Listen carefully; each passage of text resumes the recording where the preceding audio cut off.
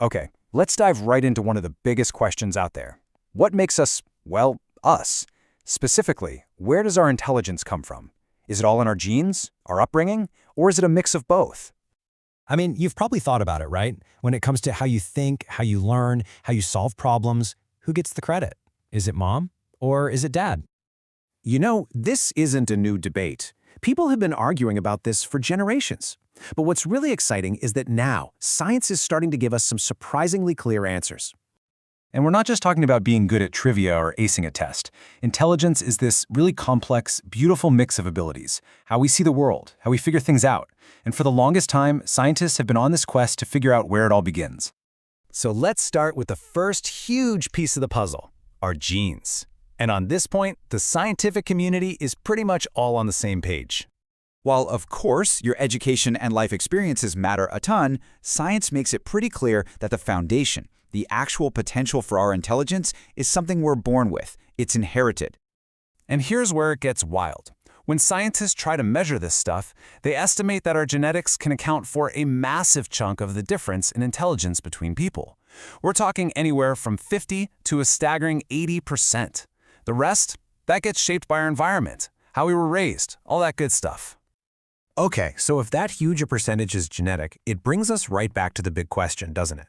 If we're getting our smarts from our parents' DNA, does one of them have more of a say in the final outcome? And this is where the story takes a really fascinating turn. Turns out, there seems to be a very specific genetic reason why one parent seems to play a bigger role. Now, this isn't just a theory. It's based on some landmark research from Glasgow. Get this, they interviewed thousands of young people every single year, starting way back in 1979, looking at everything from their education to their family, and a really clear pattern started to emerge. They found that the key, the real hero of this story, is the X chromosome. And this isn't just any old chromosome. It is jam-packed with genes that are directly tied to our cognitive functions. And this makes it all make sense. Quick biology refresher. Mothers have two X chromosomes, XX. Fathers have one X and one Y. That simple little fact has some pretty profound consequences. So here's the bottom line. Since mothers have two X chromosomes, they are literally twice as likely to pass on those intelligence genes. Fathers, with only one X, can only pass it to their daughters. It's basically a genetic numbers game, and all the evidence points right to mom. But wait. If you're thinking, okay, case closed, it's all genetics, you are missing the other massive half of the equation. Because a genetic blueprint is just a piece of paper without a builder. So does that mean our future is all mapped out from the moment we're born? Absolutely not. In fact, another major study found a second, critical factor, where mothers, again, play a huge role. Right, so this research comes out of the University of Minnesota, and they discovered that this genetic inheritance is really only one part of the story. The nurture part, and specifically the strength of that emotional bond with a mother, is incredibly powerful. And just look at what they found. Kids who have a really secure, strong connection with their mothers don't just feel safer, they actually develop differently.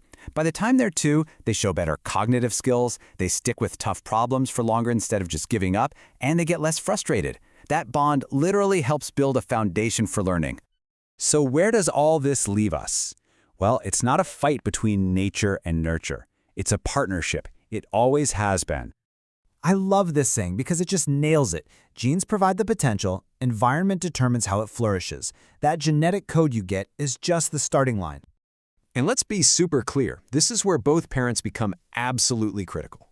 While mom might provide more of the genetic starting blocks, it's the environment, the love, the encouragement, the curiosity created by the whole family that really unlocks it all. That's a total team effort. That's what lets a child's potential really blossom. So, in the end, the science is fascinating. It gives us this incredible peek into our genetic wiring. But it also reminds us that what we build with that wiring, well, that's up to us. The potential might be inherited, but the responsibility to unlock it, that's shared. Definitely something to think about.